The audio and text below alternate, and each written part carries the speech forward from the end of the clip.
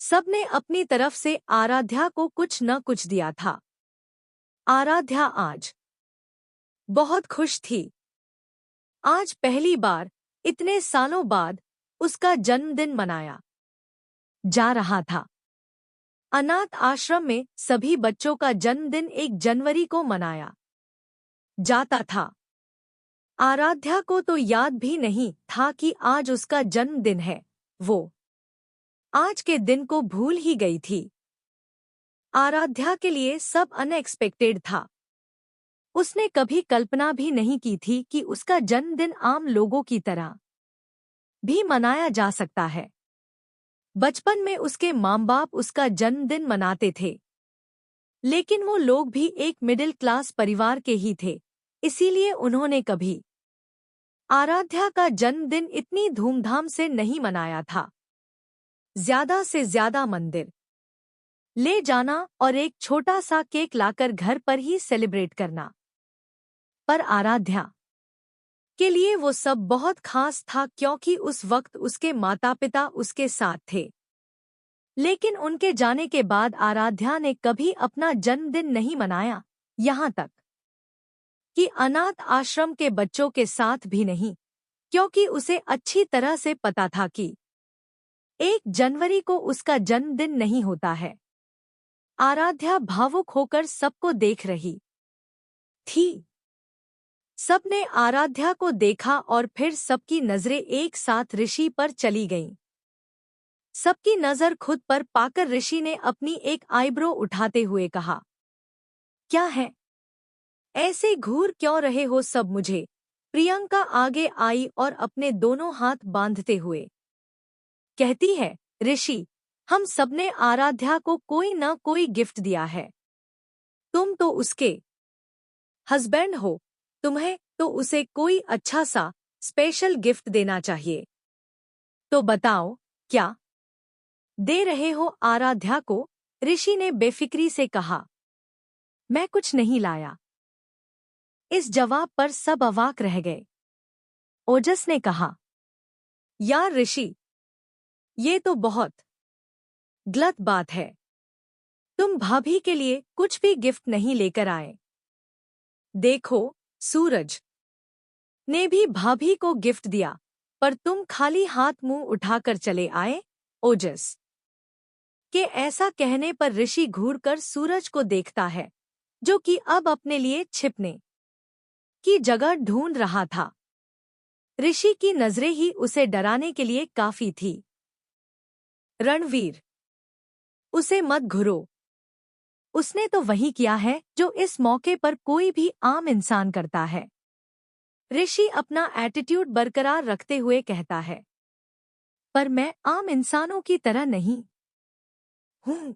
प्रियंका मुंह बनाते हुए कहती है, हाँ, तुम आम नहीं, अमरूद हो। तो चलो, अमरूद जी, एक अच्छा सा गिफ्ट दो अपनी बीवी को। ऐसे खाली हाथ उसका बर्थडे नहीं मना सकते। काम्या, ऋषि जी, कोई ज्वेलरी ही दे दीजिए। ये तो बहुत ही सिंपल गिफ्ट होता है। ऋषि एक आईब्रो उठाते हुए कहता है, 80 लाख के गहने आराध्या के पास हैं। मजाल है इसने कभी मंगलसूत्र के अलावा अपने गले में कुछ डाला हो। आराध्या के पास 80 लाख के गहने हैं।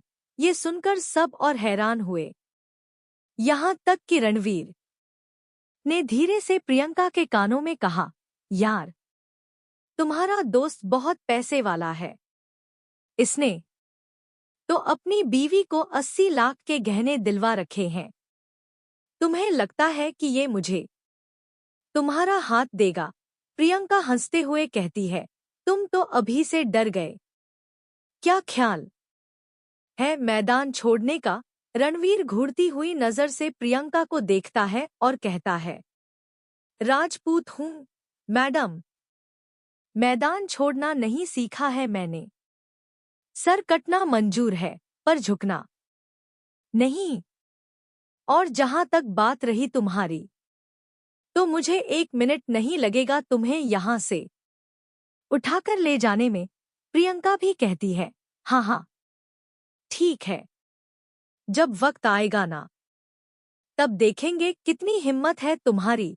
तभी सबके कानों में कमल की आवाज आती है, अरे बॉस, कहाँ चले गए? सब देखते हैं कि ऋषि वहां नहीं है जहां पहले खड़ा था। सब इधर-उधर ढूंढने लगते हैं, लेकिन ऋषि वहां नहीं था। आराध्या परेशान होकर इधर-उधर ढूंढने लगती है। तब काम्या आराध्या से कहती है, अरे, परेशान क्यों हो रही हो? कहीं नहीं गया होगा, यहीं कहीं है। अभी आ जाएंगे। तभी आराध्या अपना फोन निकालती है और उसमें एक मैसेज टाइप करके ओजस को दिखाती है। ओजस पढ़ता है, उसमें लिखा था, क्या जरूरत थी उन्हें इतना परेशान करने की? मुझे उनसे कोई गिफ्ट नहीं चाहिए। किसी चीज की कमी थोड़ी ना रखी है उन्होंने मेरे लिए। अब ये गिफ्ट की बात करके आप लोगों ने उन्हें नाराज कर दिया है। अब पता नहीं कहाँ चले गए हैं। ओजस, भाभी, परेशान क्यों हो रही हो? कहीं नहीं गया होगा, यहीं कहीं है। अभी आ जाएंगे। तभी पूरे टेरेस की लाइट एक साथ चली जाती है। सब हैरान होकर इधर-उधर देखने लगते हैं। आराध्या भी परेशान हो जाती है कि अचानक से लाइट कैसे चली गई है। पूरे टेरेस पर बस आसपास लगे कैंडल्स जल रहे थे, जिसमें आराध्या का चमकता हुआ चेहरा नजर आ रहा था। ओजसा, लाइट कैसे चली गई? सूरज, जाकर देखो। सूरज अपना फोन निकालता है और कहता है, जी सर, मैं बस अभी चेक करके आता हूँ। सूरज जैसे ही अपने फोन की टॉर्च ऑन करने जाता है, तभी सबके कानों में एक आवाज आती है, किसी को कहीं जाने की जरूरत नहीं है। आवाज ऋषि की थी। सब हैरान होकर इधर-उधर देखते हैं। तब रणवीर कहता है, मिस्टर नंदा, आप तो मिस्टर इंडिया बन गए हैं। मतलब, सुनाई तो दे रहे हैं पर दिखाई नहीं दे रहे। प्रियंका ने रणवीर के कंधे पर मारते हुए कहा, अगर एक और शब्द बोला ना, तो तुम भी नहीं दिखाई दोगे यहाँ पर। तभी सब हैरान हो जाते हैं, क्योंकि आराध्या जहाँ बैठी हुई थी, वहां से एक सुंदर लाइट की लाइनिंग छत के दूसरी तरफ जाकर मिल रही थी।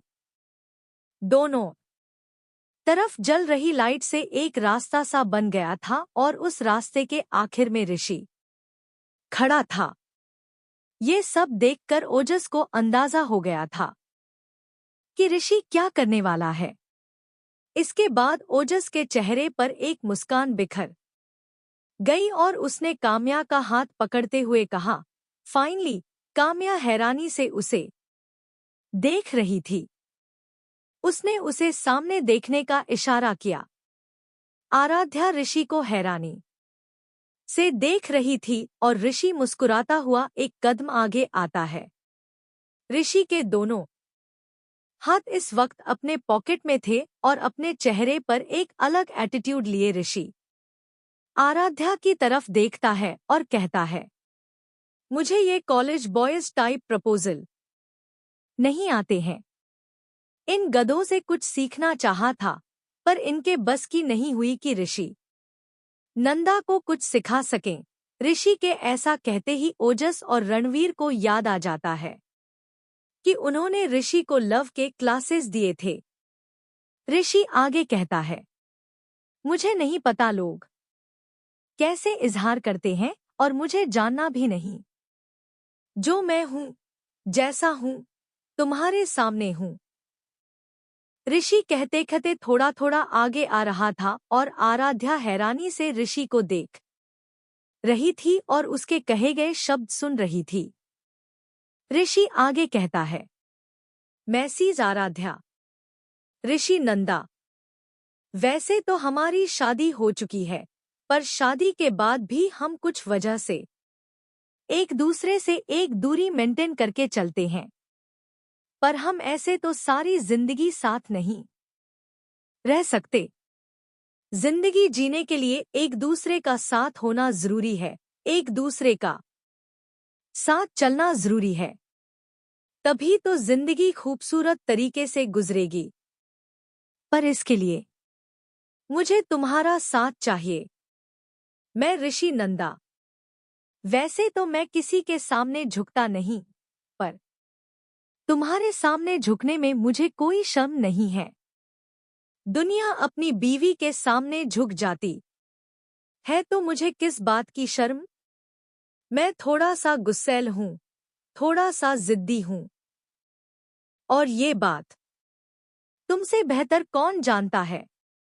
पर इन सब के अलावा मेरे पास एक दिल भी है, और इस दिल में तुम्हारे लिए एक बहुत ही खूबसूरत सा एहसास है। हाँ, शुरू शुरू में मैंने तुम्हारे मामले में बहुत गलतियां की हैं, पर जब से मैंने तुम्हें जाना है, तुमने मुझे ये एहसास करवाया है कि जिंदगी कितनी खूबसूरत है। जब मैंने तुमसे ये कहा था कि मुझसे कभी कोई उम्मीद मत रखना, उसके बाद भी तुमने खुद से कोई उम्मीद नहीं हारी। और तुम्हारे इसी नेचर की वजह से मैं तुम्हारी तरफ खिंचता चला गया। आराध्या आवाक ऋषि के शब्दों को सुन रही थी। ऋषि अब आराध्या के बिल्कुल सामने खड़ा हो गया था। अपने दोनों हाथ अपने पैंट के जेब से निकालकर सामने बांधते हुए वो कहता है, तुम्हारे मामले में मैं थोड़ा स्ट्रिक्ट रहूंगा, और ये जरूरी भी है क्योंकि तुम बहुत लापरवाह हो। घर में सबका ध्यान रखती हो, बस अपना नहीं। ना तो तुम अपने खाने पीने का ध्यान रखती हो, ना ही अपनी सेहत का। किसी से ज्यादा घुल मिलोगी तो शायद मुझे गुस्सा आएगा, क्योंकि मैं अपनी चीजें किसी के साथ शेयर नहीं करता। तुम वेस्टर्न कपड़ों में बहुत ग्लैमर्स लगती हो, और सुंदर तो तुम पहले से ही हो, पर फिर भी थोड़ा सा मेकअप कर लेती हो तो और ज्यादा सुंदर दिखने लगती हो। इसीलिए तुम्हें जो कुछ भी पहनना है या जितना भी सजना संवरना है, वो सब तुम सिर्फ मेरे सामने करोगी। वरना किसी और ने तुम्हारी तारीफ की तो मैं उसका मर्डर कर दूंगा। अभी इसे तुम मेरा पागलपन समझो, इनसिक्योरिटी समझो, या तुम मुझे साइको समझो, मुझे फर्क नहीं पड़ता। जो हूँ, जैसा हूँ, यही हूँ। इतना सुधार दिया है, थोड़ा और सुधार लेना। वहां पर खड़े हर शख्स का मुंह खुला का खुला रह गया था। किसी ने सोचा भी नहीं था कि ऋषि का ये रूप देखने को मिलेगा, और सबसे ज्यादा हैरान तो आराध्या ही थी। वो तो ऋषि के साथ ही रहती थी, फिर भी ऋषि का ये रूप नहीं देखा था। अब ऋषि आराध्या के सामने अपने घुटनों पर बैठ गया था और उसकी आंखों में आंखें डालकर कहता है, तो क्या कहती हो आराध्या? चलोगी मेरे साथ जिंदगी के सफर पर? क्या झेल पाओगी मुझे सारी जिंदगी? कुछ भी कहने से पहले एक बात याद रखना, हमारे बच्चे मुझ पर जाएंगे। वो भी मेरी तरह ही इतने ही गुस्सैल और एटीट्यूड वाले होंगे। उनमें भी मेरे जितना ही शॉर्ट टेम्पर होगा। तो तुम्हें सारी जिंदगी सिर्फ मुझे ही नहीं, बल्कि हमारे बच्चों को भी झेलना होगा। तो क्या कहती हो आराध्या? चलोगी मेरे साथ जिंदगी के इस अजीबोगरीब सफर पर? दोगी मेरा साथ सारी जिंदगी के लिए? आराध्या की आंखें अब तक गीली हो गई थी। उसे यकीन ही नहीं हो रहा था कि ऋषि ने अभी अभी क्या किया। सब लोगों के मुंह खुले के खुले रह गए थे। रणवीर ने धीरे से प्रियंका के कान में कहा, 3 मैजिकल वर्ड्स हैं, आई लव यू। पर तुम्हारे दोस्त ने इतना बड़ा पैराग्राफ सुना दिया, लेकिन ये श्री मैजिकल वर्ड्स नहीं कहा। सीधा सीधा आई लव यू बोल देते। प्रियंका मुस्कुराते हुए उन दोनों को देख रही थी और कहती है, सीधा सीधा कोई काम कर ले, वो ऋषि नंदा थोड़ी ना है। जब शादी इतनी धमाकेदार की थी तो अपने प्यार का इजहार सीधा सीधा कैसे कर सकते हैं? आराध्या की आंखें छलक आई थी। हाँ, उसे भी ऋषि से प्यार था, पर ऋषि के इन शब्दों ने उसके दिल में इतना गहरा असर छोड़ा था कि वो क्या करेगी, उसे खुद नहीं समझ में आ रहा था। ऋषि ने धीरे से हाथ बढ़ाकर आराध्या के आंसू पोंछे और कहा, मैं तुम्हें रोने से कभी नहीं रोकूंगा, क्योंकि मुझे तुम्हारी बातें समझने के लिए इसकी जरूरत पड़ती है। तुम्हारा हंसना, मुस्कुराना, गुस्सा होना, रोना, ये सारी चीजें मुझे ये बताती हैं कि इस वक्त तुम्हारे मन में क्या चल रहा है। और अगर तुम्हारे मन में इस वक्त ये चल रहा है कि तुम मुझे मना कर दोगी, तो भूल जाओ, क्योंकि मना करने का कोई सवाल ही पैदा नहीं होता। अगर तुम मुझसे प्यार नहीं भी करती होगी तो मेरा प्यार काफी है हम दोनों के लिए। मैं सारी जिंदगी तुमसे प्यार करूंगा, और अब तो ज्यादा करूंगा, क्योंकि मुझे तुम्हारे हिस्से का प्यार भी तो करना है। अचानक से आराध्या की हंसी छूट जाती है और वो हंसते हुए ऋषि से इशारे में कहती है, अगर ना करने का कोई सवाल नहीं है तो हाँ करने के अलावा मेरे पास कोई रास्ता भी नहीं है। पर ये मैं किसी मजबूरी या दबाव में आकर नहीं कर रही हूँ, बल्कि खुद को आपकी जिंदगी में शामिल करने के लिए कर रही हूँ। मेरी अधूरी जिंदगी को आपने पूरा किया है और आपकी जिंदगी में शामिल होकर मैं आपको पूरा करना चाहती हूँ। आराध्या के जज्बात किसी को समझ में नहीं आ रहे थे, क्योंकि उसके साइलेंट लैंग्वेज को सिर्फ ऋषि ही समझ सकता था।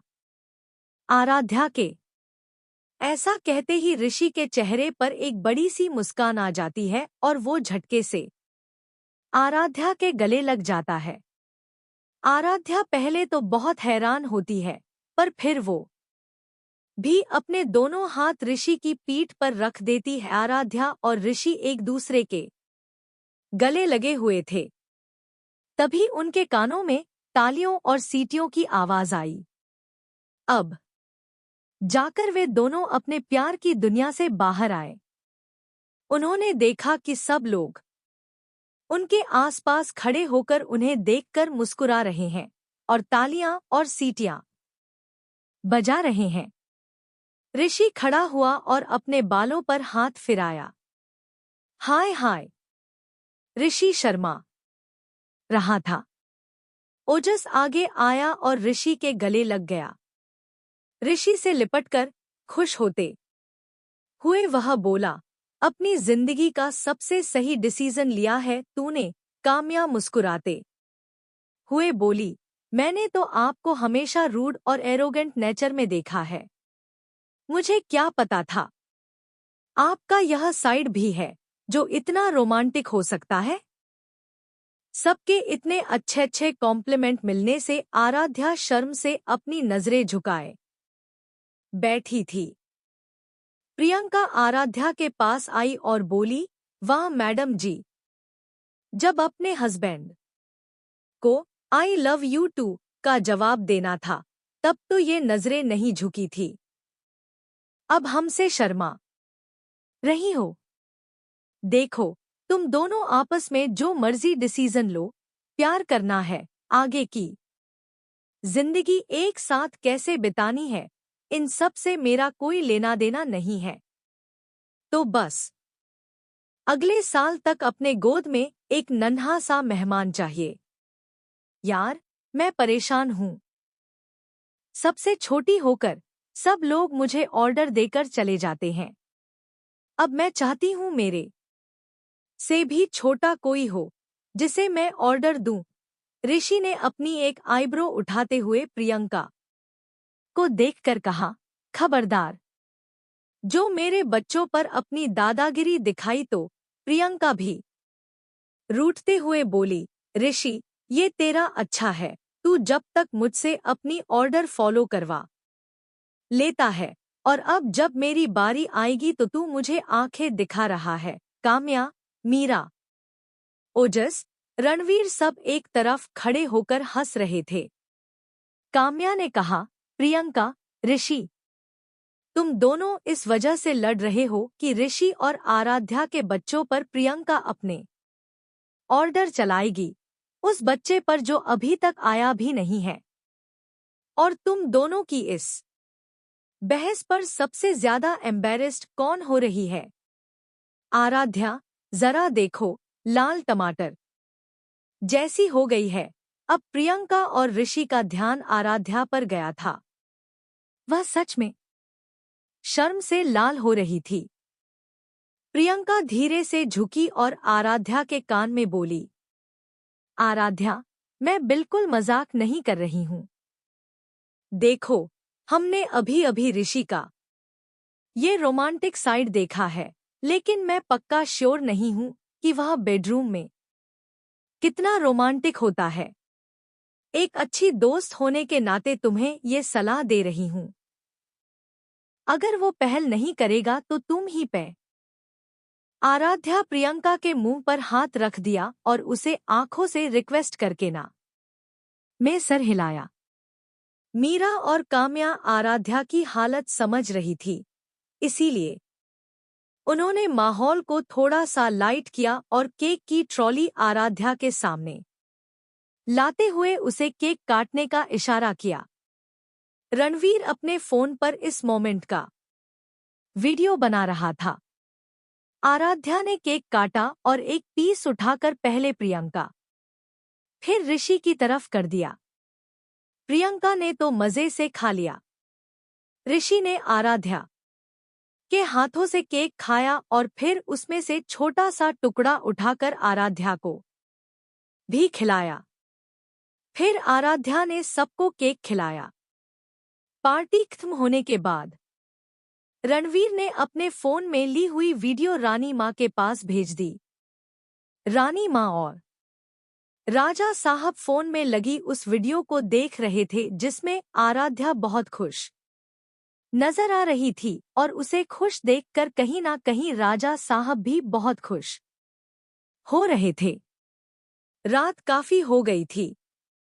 आज सब नंदा मेंशन में ही रुकने वाले थे। मीरा प्रियंका के साथ उसके रूम में, ओजस काम्या गेस्ट रूम में और बाकी सबको भी ऋषि ने रेस्ट करने के लिए रूम में भेज दिया था। ऋषि आराध्या को अपनी गोद में उठाकर रूम में लाया और धीरे से उसे बेड पर बिठाया। ऋषि मुस्कुराते हुए आराध्या को देख रहा था तो आराध्या ने उसके गाल पर हाथ रखकर आंखों से इशारे में पूछा कि क्या हाँ? ऋषि ना में अपना सर हिलाया। ऋषि उठकर अलमारी के पास गया और वहां से एक बॉक्स लाकर आराध्या के पास बैठ गया। उस बॉक्स को ओपन किया तो आराध्या देखती है इसमें बहुत ही सुंदर सी डायमंड रिंग थी। आराध्या हैरानी से ऋषि को देख रही थी तो ऋषि ने एक डायमंड रिंग निकाल कर आराध्या का हाथ पकड़ा और उसकी उंगली में पहना दिया। आराध्या के चेहरे पर एक छोटी सी मुस्कान हो गई और उसने ऋषि की तरफ देखा तो ऋषि ने कहा, बहुत पहले ही ली थी, तुम्हें तो ये मैं कब से देना चाह रहा था, पर हालात ही नहीं बन रहे थे। आराध्या ने अब हाथ के इशारे से ऋषि से पूछा, आपको कैसे पता कि आज मेरा जन्मदिन है? ऋषि ने आराध्या को देखा और कहा, मैं अपने आसपास मौजूद हर इंसान की सारी डिटेल अपने पास रखता हूं, तो तुम्हें क्या लगता है मैं तुम्हारी जानकारी नहीं रख सकता? आराध्या ने फिर अपने इशारे से ऋषि से कहा कि मुझे तो याद भी नहीं था कि आज मेरा जन्मदिन है। पता नहीं आखिरी बार कब मनाया। माँ पापा के साथ हमेशा ही अपना जन्मदिन मनाती थी, पर उनके जाने के बाद ना कभी अपना जन्मदिन मनाया और ना मुझे अपना जन्मदिन याद रहता है। ऋषि ने कुछ सोचते हुए आराध्या से कहा, मैंने तुमसे कभी नहीं पूछा, पर अगर तुम बताना चाहो तो तुम्हारी माँ पापा का स्वर्गवास कैसे हुआ था। आराध्या का चेहरा जो अभी तक खुशनुमा था, वह इस सवाल के साथ ही मुरझा गया और उसकी आंखें गीली हो गईं। उसने बखूबी अपने चेहरे पर आए आंसुओं को छुपा लिया और ऋषि को देखते हुए अपने हाथ से इशारा किया। ट्रेन एक्सीडेंट हुआ था। बहुत बड़ा हादसा था। बहुत सारे लोग मरे थे। मुझे भी बहुत चोट आई थी। जब मुझे होश आया तब मुझे पता चला कि मैंने अपने माँ बाप और अपनी आवाज दोनों खो दी हैं। ऋषि ने कहा, तुम लोग ट्रेन में थे, कहीं जा रहे थे क्या? आराध्या हाँ मैं सर हिलाई और फिर यह बोली, हम लोग मेरे मामा जी के घर जा रहे थे, उनसे मिलने। ऋषि हैरान होते हुए बोला, मामा जी? प्रियंका अपने कमरे में मीरा के साथ सो रही थी। उसके कमरे का दरवाजा बंद था, लेकिन खिड़की खुली हुई थी। तभी एक परछाई उसकी खिड़की से अंदर आई और धीरे धीरे पर्दों को साइड करते हुए कमरे में आई। मीरा और प्रियंका दोनों अपने ऊपर ब्लैंकेट रखकर सो रही थी। वह परछाई जैसे ही बेड के पास आई, उसे ब्लैंकेट से बाहर एक हाथ नजर आया। धीरे धीरे कमरे में येलो लाइट में उस परछाई ने उस हाथ को देखा और मुस्कुराते हुए घुटनों पर बैठ गया। उसने हाथ को पकड़ा और धीरे से अपने दोनों हाथों में ले लिया। ऐसा होते ही रजाई ब्लैंकेट में हलचल हुई। तभी उसके कानों में रणवीर की आवाज आई, ऐसे चे चे चे चे चे चे चे चेच। प्रियंका, शोर मत करना, मैं हूँ रणवीर। ब्लैंकेट के अंदर से खुरखुर की आवाज आई। तुम क्या कर रहे हो?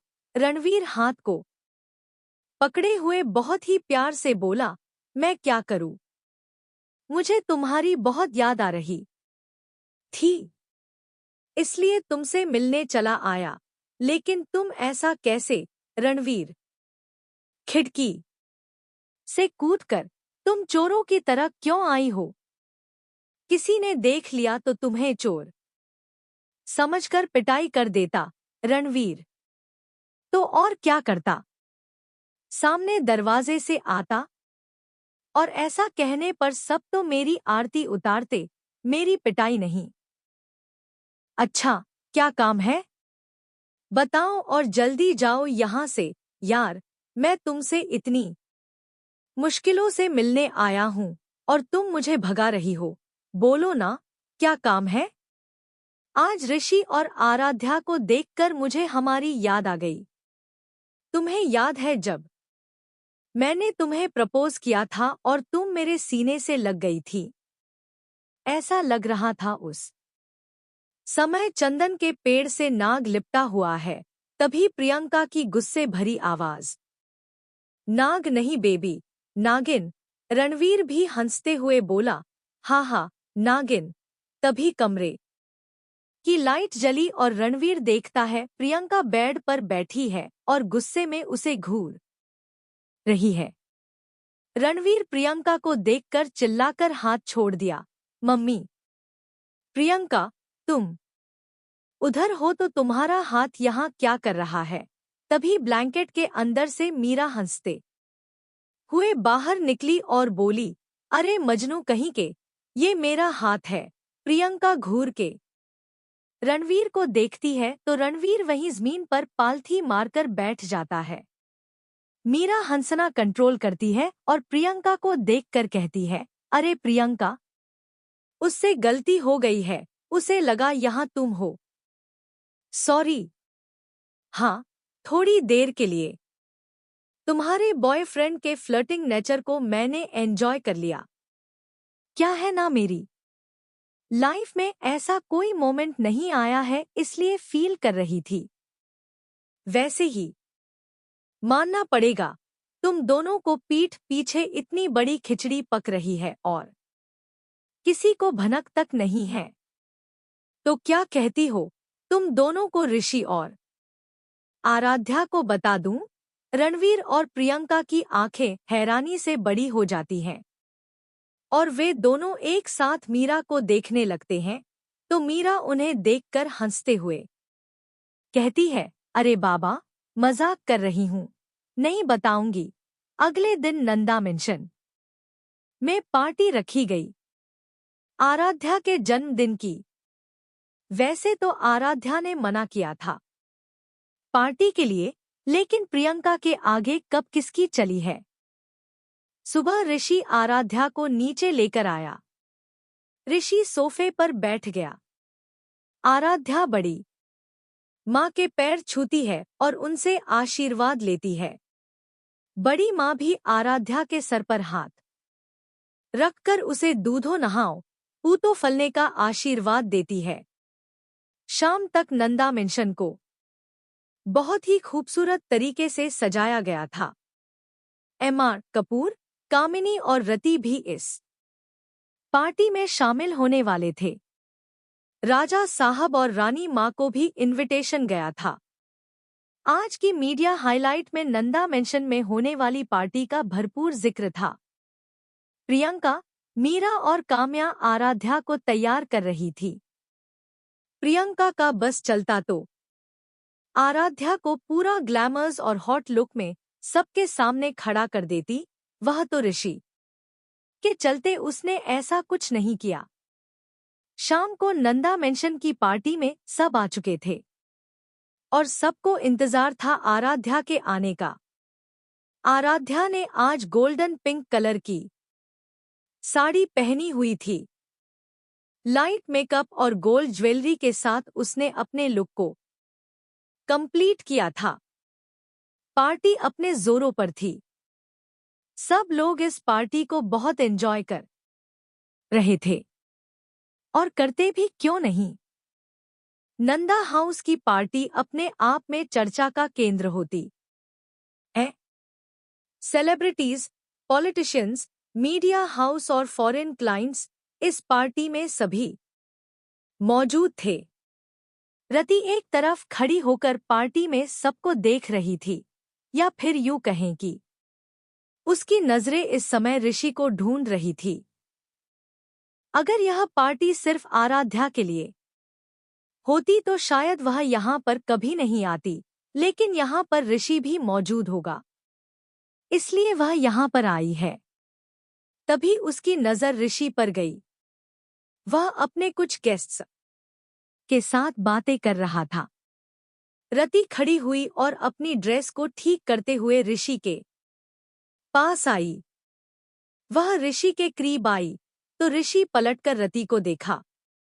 ऋषि रति को देखकर एक स्माइल दिया तो रति भी मुस्कुराते हुए ऋषि से बोली, ऋषि, तुम कहाँ गायब हो? इतनी अच्छी पार्टी है, चलो ना, डांस करते हैं। रति ऋषि का हाथ पकड़कर खींचते हुए बोली तो ऋषि अपनी जगह पर रुककर रति का हाथ अपने हाथ से छोड़ दिया और बोला, रति, तुम जाओ ना, देखो यहाँ और भी लोग हैं, तुम किसी और के साथ जाकर डांस कर लो। रति बोली, क्यों?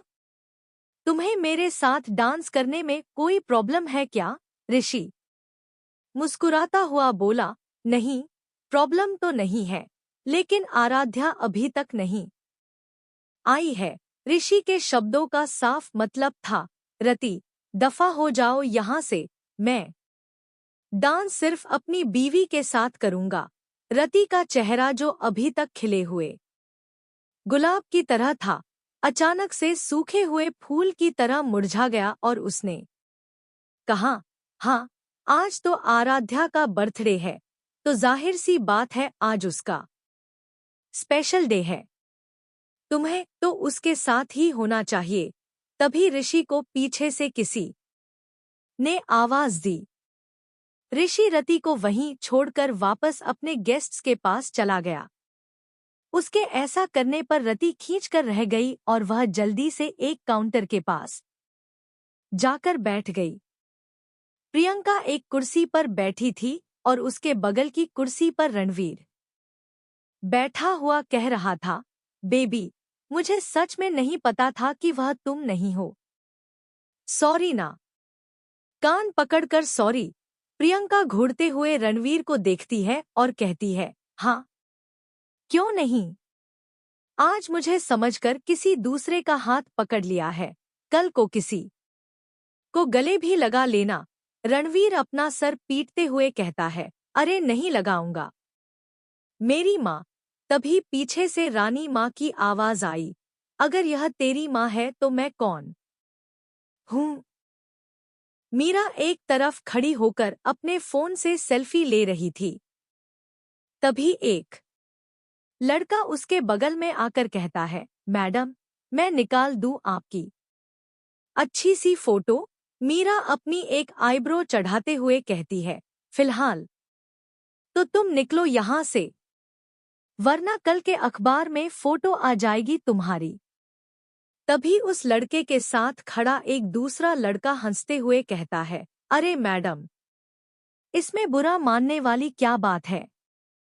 हम तो बस ये कह रहे थे कि हम आपकी एक अच्छी सी फोटो निकाल देते हैं। आप तो खामखा गुस्सा हो गई। मीरा ने सोचा कि अगर वो लड़कों के साथ ज्यादा बहस करेगी तो वो और बदतमीजी करेंगे, इसलिए वो चुपचाप वहां से जाने लगी। तभी वो लड़का मीरा का हाथ पकड़ लेता है और कहता है, अरे, इतनी भी क्या जल्दी है जाने की, 2 मिनट बात तो कर लो। मीरा गुस्से में उस लड़के को थप्पड़ मारने ही वाली थी कि इतने में एक जोर का मुक्का उस लड़के के गाल पर आता है और वो नीचे जमीन पर गिर जाता है। मीरा हैरानी से देखती है तो सामने कमल खड़ा था और वो उन दोनों लड़कों को घूर रहा था। अपने सामने कमल को देखकर उन दोनों लड़कों की हवाइयां उड़ गईं। और तो 1 मिनट में तहां से 9 तो 11 हो गए। अपने सामने कमल को देखकर उन दोनों लड़कों की हवाइयां उड़ गईं और वो 1 मिनट में वहां से 9 2 11 हो गए।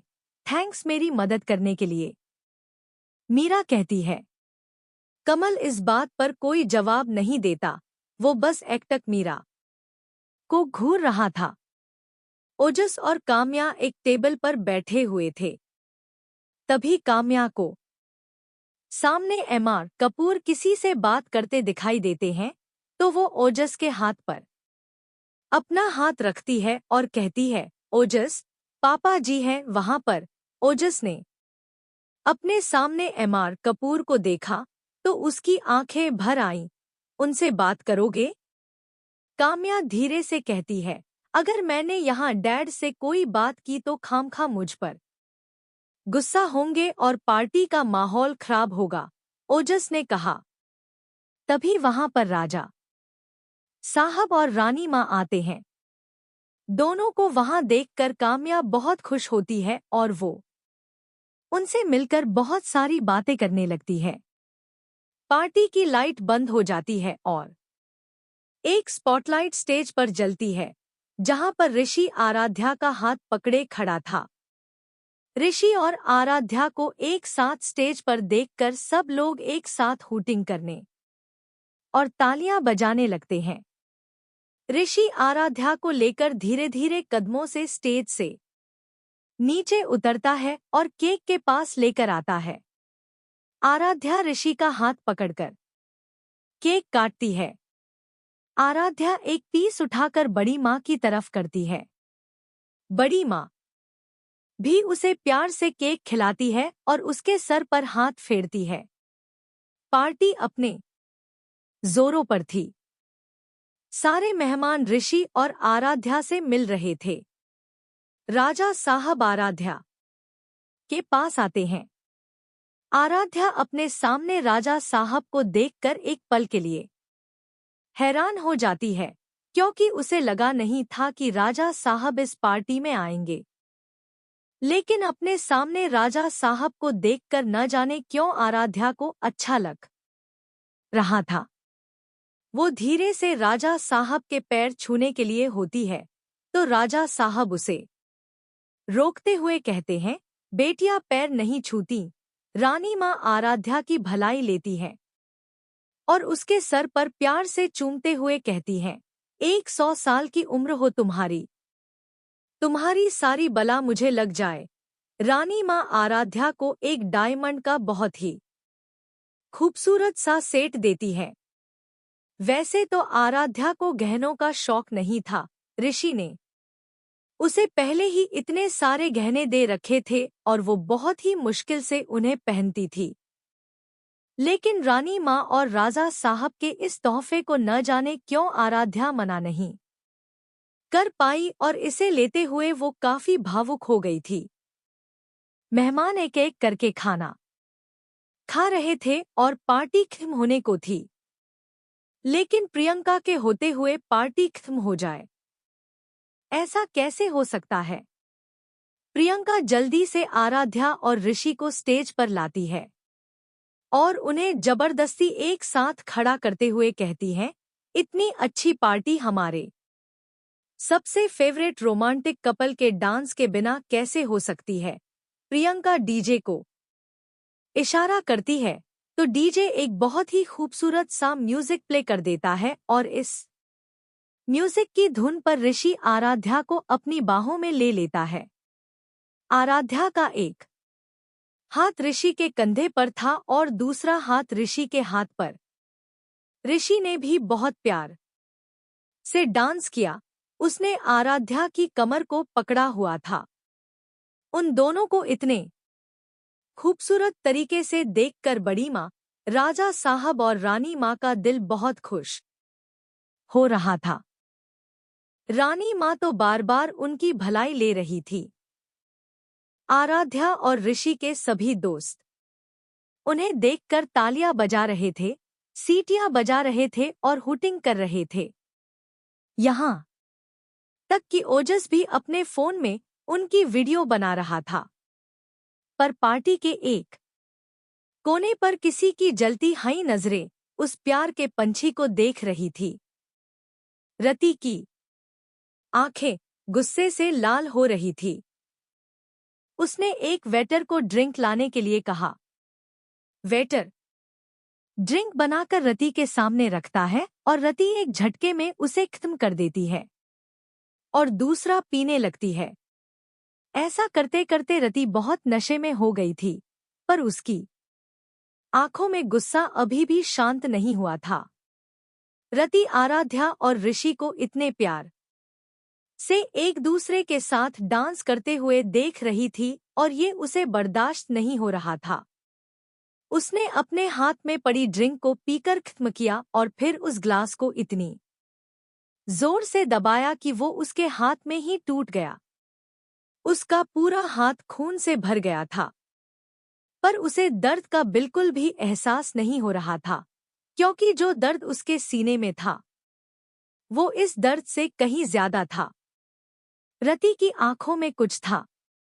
इस समय उसे पूरी पार्टी में सिर्फ आराध्या ही नजर आ रही थी। ऐसा लग रहा था जैसे अभी यहाँ पर लोग मौजूद न होते तो वो आराध्या को जान से मार देती। रति का गुस्सा उस पर हावी हो रहा था।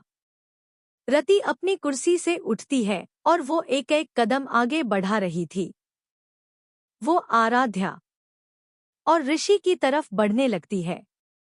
उसके हाथ से खून टपक रहा था। उसके हाथ में उस टूटे हुए गिलास का एक कांच था जिसे उसने इस तरीके से पकड़ा था जैसे अभी जाकर वो कांच आराध्या के गले में गाड़ देगी। रति अपना एक कदम आगे बढ़ाने लगती है, पर इससे पहले कि वो स्टेज के पास पहुंच पाती, कोई उसे खींचकर एक कोने में ले जाता है। रति लड़खड़ा जाती है। वो देखती है सामने कामिनी खड़ी थी।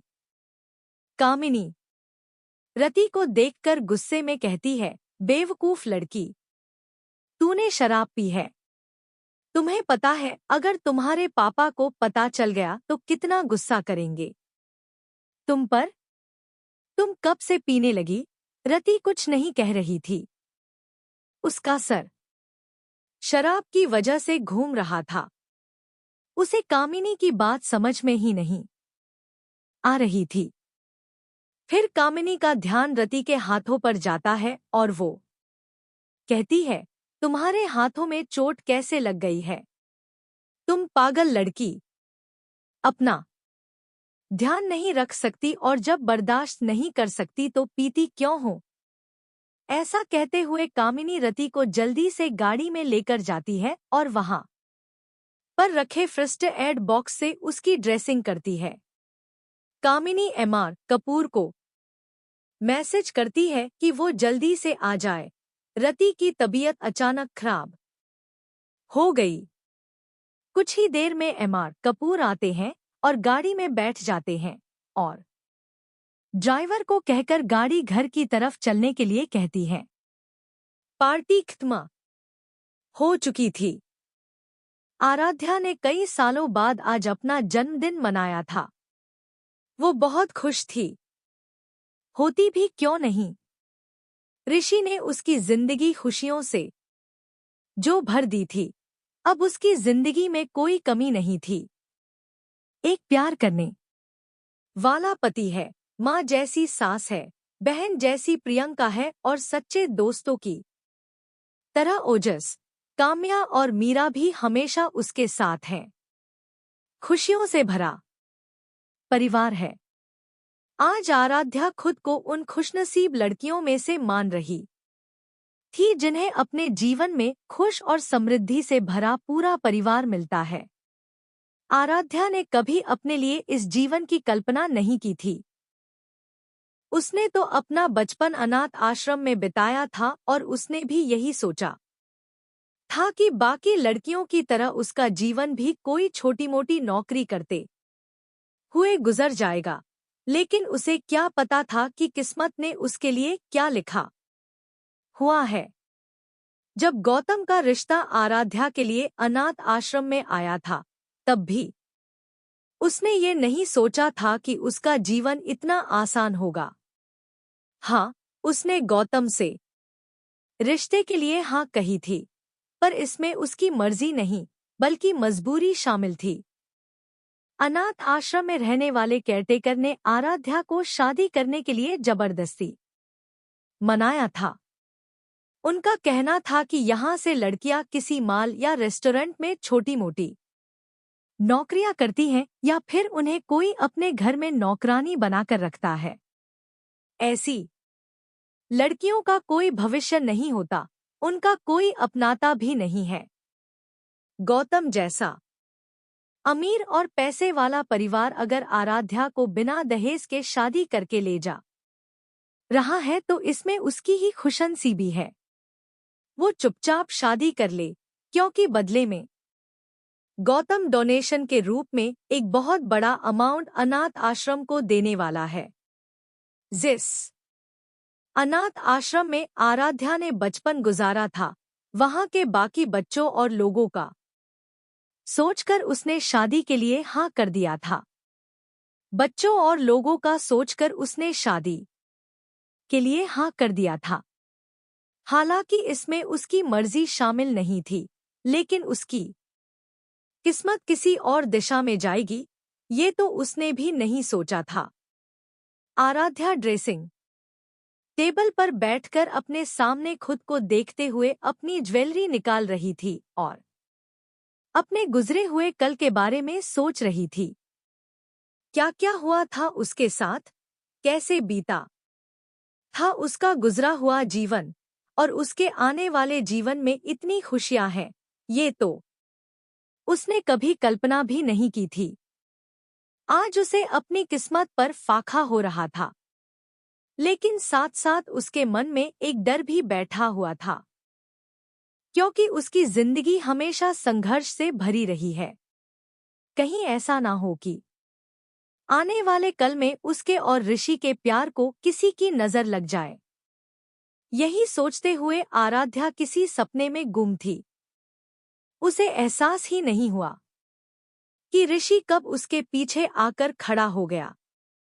ऋषि ने देखा कि आराध्या कुछ सोचते हुए अपने गले का हार निकालने की कोशिश कर रही है। ऋषि हल्का सा मुस्कुराता है और आराध्या के कंधे पर हाथ रखता है और ऐसा होते ही आराध्या अपने सपनों की दुनिया से बाहर आती है और आईने में ऋषि को देखती है। ऋषि धीरे से आराध्या के गले को अपने हाथों से छूता है। ऋषि के हाथों का एहसास पाते ही आराध्या के रोंगटे खड़े हो जाते हैं और उसकी पलकें शर्म से झुक जाती हैं। ऋषि धीरे से उसके गले में हार को खोल देता है और ऐसा होते ही आराध्या ऋषि को देखती है तो ऋषि उसे देखते हुए आईने में कहता है, इसे निकालना इतना मुश्किल नहीं था, पर तुम इसे मुश्किल बना रही थी। क्या सोच रही हो? आराध्या मुस्कुराते हुए ना में सर हिलाती है। ऋषि मुस्कुराते हुए आराध्या को देखता है और फिर अलमारी से अपने कंफर्टेबल कपड़े लेकर बाथरूम की तरफ चल जाता है। थोड़ी देर बाद ऋषि जब बाहर आता है तो आराध्या उसे कमरे में कहीं नहीं दिखाई देती। वो देखता है आराध्या बालकनी में खड़ी है और रेलिंग को पकड़ते हुए चांद को देख रही थी। ऋषि धीरे कदमों से आराध्या के पास जाता है और उसे कमर से पकड़ते हुए पीछे से बाहों में भर लेता है और ऐसा होते ही आराध्या की जैसे सांस ही रुक गई थी। ये पहली बार था जब ऋषि ने उसे इस तरीके से अपनी बाहों में लिया था। वो हैरानी के साथ ऋषि के हाथों के ऊपर अपने हाथ रख देती है और ऋषि की अगली हरकत में तो जैसे आराध्या की जान ही निकल गई। ऋषि आराध्या के गर्दन पर अपनी गरम सांस छोड़ते हुए कहता है, चांद से ज्यादा खूबसूरत चीज मेरे पास है। आज चांद को भी मेरी किस्मत से जलन हो रही होगी। आराध्या के मन में अजीब सी धड़कन होने लगती है और उसके पेट में तितलियां उड़ रही थी। आराध्या एक पल सोचती है। गुस्सैल एटीट्यूड से भरा रौब जमाता हुआ और हमेशा ऑर्डर चलाने वाला ऋषि नंदा आज उसे रोमांटिक बातें कर रहा है। ऋषि आराध्या के कंधों को पकड़ता है और उसे अपनी तरफ घुमाता है। आराध्या अपना चेहरा नीचे करती है और पलकें झुकाए जमीन को देख रही थी। उसकी हिम्मत ही नहीं हो रही थी कि वो रोमांटिक ऋषि को देख सके। ऋषि ने आराध्या के दोनों गालों को अपने हाथों में लिया और धीरे धीरे उसके चेहरे के पास आने लगा और ऐसा होते ही आराध्या की दिल की धड़कन ट्रेन से भी ज्यादा तेज भागने लगी। आराध्या के वो हाथ जो इस समय ऋषि के बाजू को पकड़े हुए थे, ऋषि उनमें आराध्या की कंपन को महसूस कर सकता था और अगले ही पल ऋषि ने आराध्या के माथे पर प्यार से चूम लिया। इस एहसास के साथ ही आराध्या की आंखें बंद हो गईं और 2 मिनट बाद जब उसने शांत मन के साथ अपनी आंखें खोलकर ऋषि को देखा, ऋषि ने मुस्कुराते हुए कहा, मेरा प्यार रूहानी है, जिस्मानी नहीं। ऋषि के ऐसा कहते ही आराध्या के गाल शर्म से लाल हो गए और उसने अपना चेहरा झुका लिया। ऋषि ने आराध्या के दोनों हाथों को अपने हाथों में थामते हुए कहा, माना हम दोनों पति पत्नी हैं, पर इसका मतलब ये नहीं है कि मैं तुम पर अपना हक जमा लूंगा। हमारे रिश्ते में हर चीज बहुत ही धैर्य के साथ आगे बढ़ी है। चाहे वो पति पत्नी का रिश्ता हो, दोस्ती का रिश्ता हो, एक दूसरे पर विश्वास करने का रिश्ता हो या फिर एक दूसरे से प्यार का रिश्ता। जब हम दोनों ने हर चीज के लिए इतना इंतजार किया है तो एक दूसरे को पूरी तरह से अपनाने के लिए थोड़ा और इंतजार कर लेते हैं। आराध्या ने शर्म से अपनी नजरें झुकाते हुए हाँ में सर हिलाया। ऋषि ने एक कदम आगे बढ़कर आराध्या को अपनी बाहों में भर लिया और दोनों एक दूसरे की बाहों की गर्माहट में चांद की तपिश को महसूस कर रहे थे। अगले दिन मीरा का घर। मीरा उदास मन से तैयार हो रही थी। आराध्या की पार्टी से वापस आने के बाद से ही वह बहुत उदास, अकेली और बेचैन सी रही थी। वह अपने माता पिता से भी ठीक से बात नहीं कर रही थी।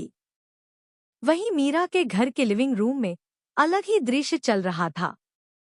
मीरा के माता पिता के सामने एक औरत मोटे मोटे गहनों का सेट पहने बैठी थी और अपने मुंह में लड्डू ठोसते हुए कह रही थी, देखिए भाई साहब, जो बात है वो तो मैंने बता दी है।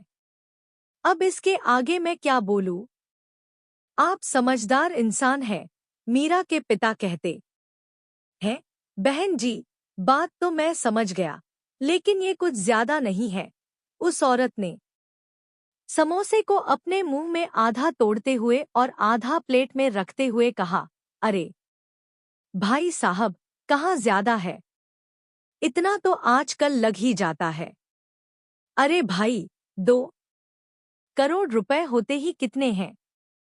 वो तो बस यूं ही खत्म हो जाएंगे कुछ सालों में। और बाकी सब सामान जो आप दे रहे हैं, वो कौन सा आप हमें देंगे? जो देंगे अपनी बेटी को देंगे। अरे अगर फ्रिज देंगे तो ठंडा पानी तो वही पाएगा, एसी देंगे तो उसकी हवा भी तो वही खाएगी, टीवी तो दिखेगी तो वही। हमारा क्या है?